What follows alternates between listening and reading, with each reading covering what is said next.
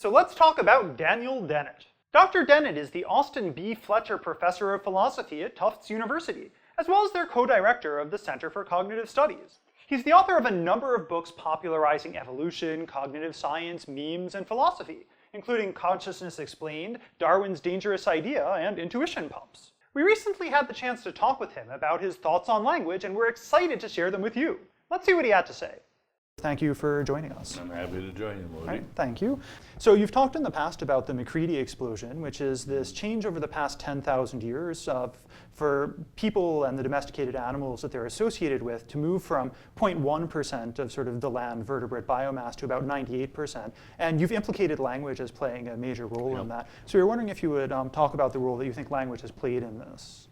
Well, I think that language over much more than 10,000 years, but blossoming in the last 10,000 years, has made human minds so different from all other minds on the planet that it's hard even to know how to measure the differences. They're so great. And the main feature of it is it's permitted us to share our knowledge and to share our expertise. The smartest chimpanzee that ever prowled the forest never gets to benefit from what its peers and ancestors learned. It's de novo for each chimpanzee, really, with almost no exceptions. Whereas we grow up imbibing the fruits of earlier people's explorations at a just astonishing rate, and that's what gives us the minds that we have. Right. So a lot of the stuff for things that were just these huge landmark discoveries that people have made in the past that were just like, oh, only the most expert people ever would know about this. Now it's available to a lot lower level, lower yes, knowledge. and in fact, many of the things that we think of as the products of expertise, in fact, are not. I think they themselves evolved culturally.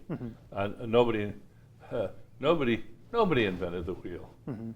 The wheel evolved over time from rollers and so forth. And so nobody gets credit to be the person. You can reinvent the wheel, but you can't be the inventor. Okay. And that's just one of 1,000 or 100,000 or 1,000,000 cases where culturally transmitted know-how, competence, or just the fruits thereof gets spread around the globe. Everybody benefits. Right. I want to ask you what you think philosophers and linguists should be trying to learn from each other now. Oh, that's a good question. And I've been doing my bit. First of all, I think that the Chomskyan disdain for evolution is a lamentable trend, which we have to reverse. Okay. And Steve Pinker has done a good job. My colleague Ray Jackendoff has done a good job. I'm putting in my oar pretty hard. And I think that when you look at language through the lens of evolution, features that look either baffling or stupendous are sort of seen in a different light, and in a good light. I think it's very useful to think of languages as evolved. They're brilliantly designed, but not by us. Okay. They are culturally evolved systems that many of whose features depend on the history of evolution of those very features. And now we're beginning to get some interesting books by people like Derek Bickerton and Lieberman and Tomasello. That Lieberman is not me, by the way, just to be clear. There's, what, 3 or 4? Yeah, there's an unfortunate number of Liebermans out there. It's a popular field for Lieberman. Yeah. I think that approaches to the evolution of language and to the evolution of lexical items, of words, is going to bear fruit. At least I hope it is, because my next book's full of it. So I guess that's how you see linguistics sort of playing back into philosophy as well. Yes, and philosophy of language has had, in this same half-century period, a sort of checkered career too. Very, very influential within analytic philosophy, with great landmark figures like Quine and Grice, Strawson and Putnam, and our second video was about Grice. And Austin. And so there's been more traffic between those philosophers and their many followers and critics and expositors and the linguists than I think with any other area in philosophy. And some of those philosophers are actually quite good trained linguists. They sometimes even have joint appointments. That's true. I don't think that's always been a good thing. Okay.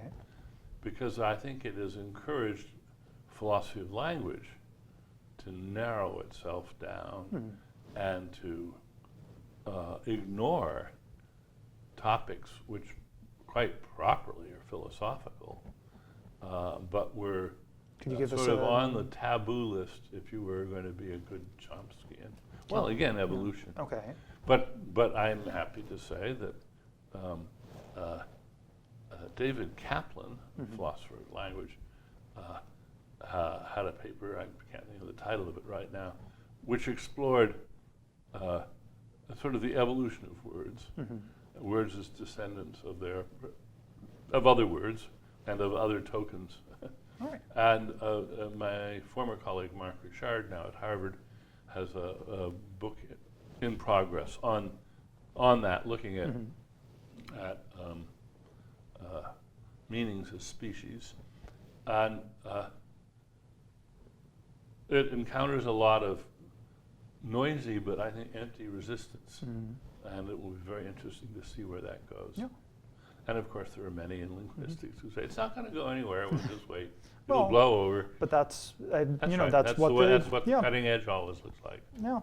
So back about 20 years ago or so now, you wrote a review of Steven Pinker's The Language Instinct. And in that, you said that you felt that the gap between the people who are sort of studying language for a living and the general populace might be closing. We were wondering whether you feel the same now. Has it changed over that time? Are we doing better? I think so. I think the sort of self-caricature age of linguistics is over. Not that there aren't departments that are sort of deeply embattled and in their fortresses, but okay, so they're in their fortresses, and the news will get out to them someday that they can come out and join the rest of the world. It's nice out here. Yeah. I think that and I think Steve Pinker's book had a lot to do with that.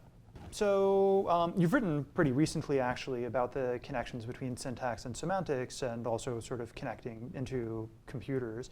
And it seems like from those writings that you don't think that there's any barriers to having computers really use language in a human kind of way. So we were wondering if you could talk about that a bit for us. The barriers that exist are monetary. There's some technical barriers, but I think nothing else. Okay. If you look at, let's look at what everybody's excited about today, and that's deep learning and things like Google Translate and the so-called semantic web. Unbelievable progress over a very short period of time in those areas. Right. Caught a lot of people flat-footed, and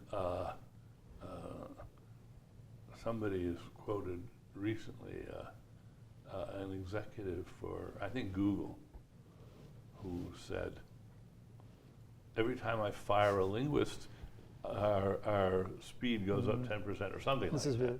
Tinker mentioned this in his interview too. Yeah, it's a very catchy quote. It's a catchy quote. So the word on the street then is throw away all that syntax and parsing and all that, and just use brute force deep learning, and you can suck all the semantics you need out of the corpus, this huge corpus on the internet, and get highly reliable, robust translation, for instance, and interpretation within a language, so that you're going to be able to get understanding.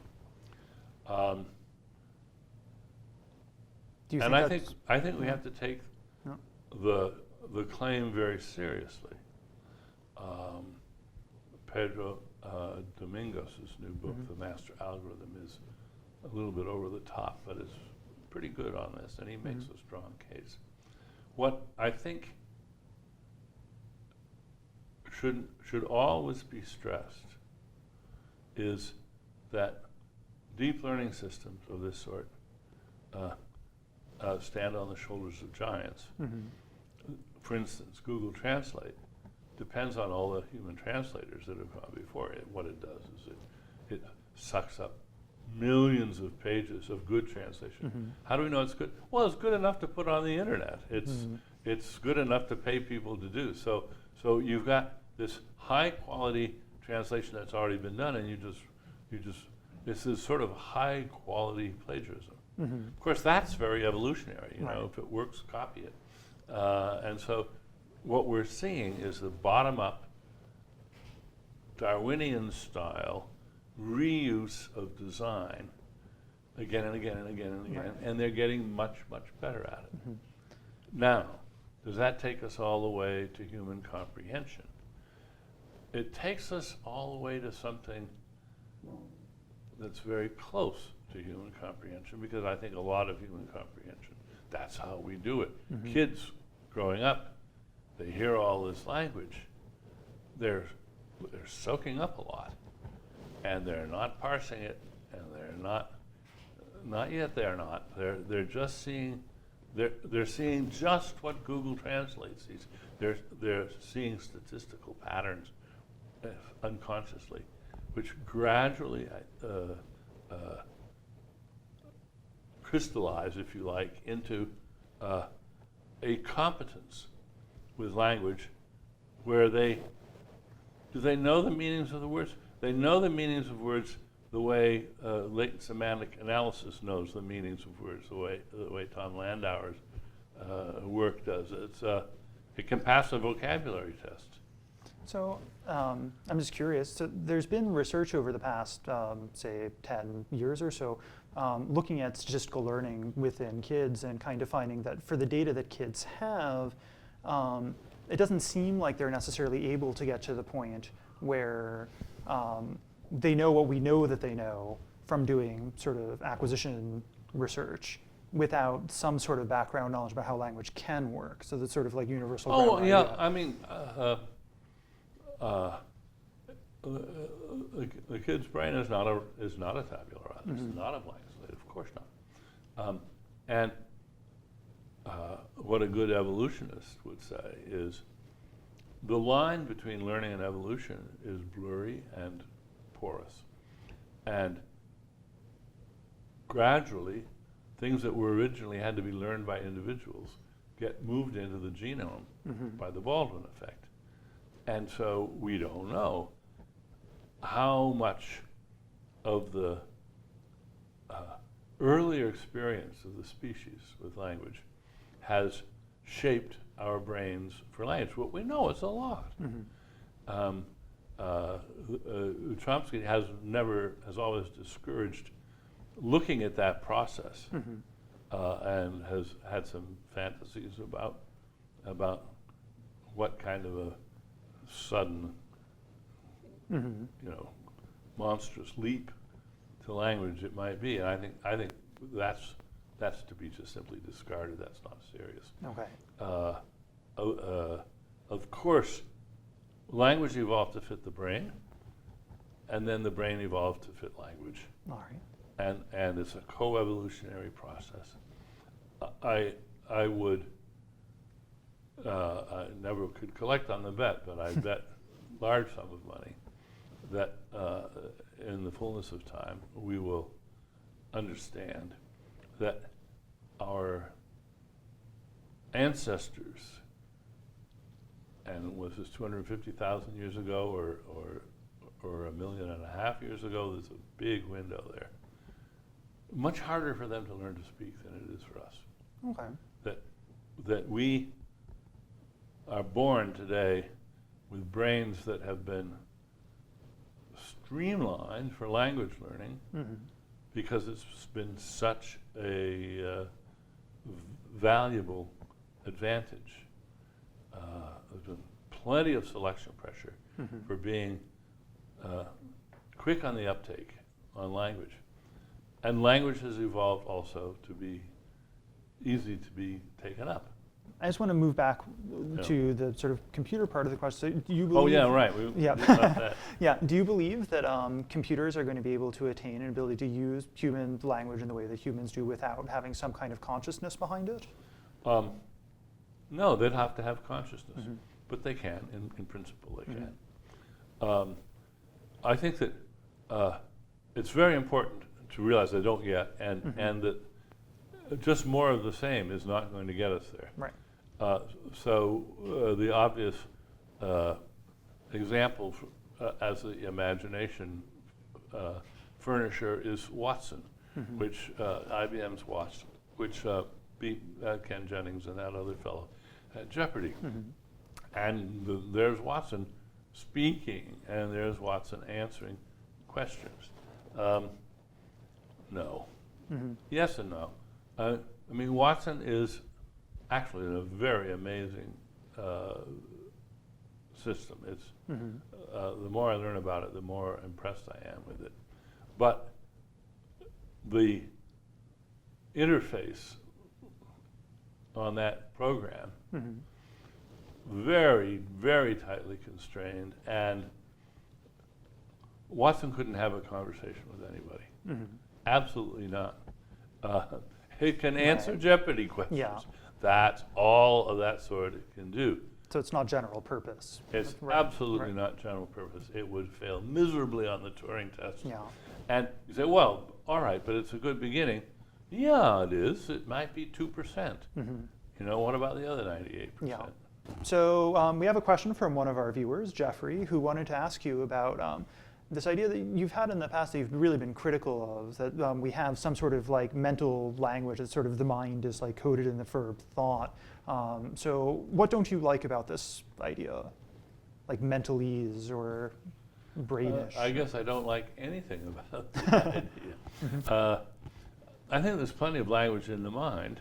I think it's our native language. I think an awful lot of thinking is in a sense talking to yourself. Talking to yourself in French or English, whatever, or maybe both.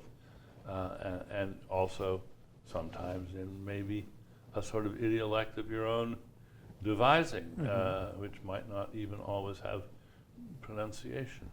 But that's not the language of thought hypothesis. Or if it, actually I think the plausibility of that goes a long way to accounting for the spurious plausibility and popularity of the idea of the language of thought.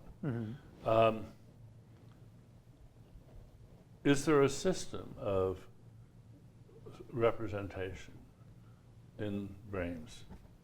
Yes, I think there is. Is it language-like? Not much. Okay. Except when it's this explicitly language. Right. Yeah. Okay. So given that some of the ideas, or particularly more complicated ideas like in mathematics, seem to be more opaque to us when we don't sort of present them sort of in the framework of language, right? Like to explain them in this way.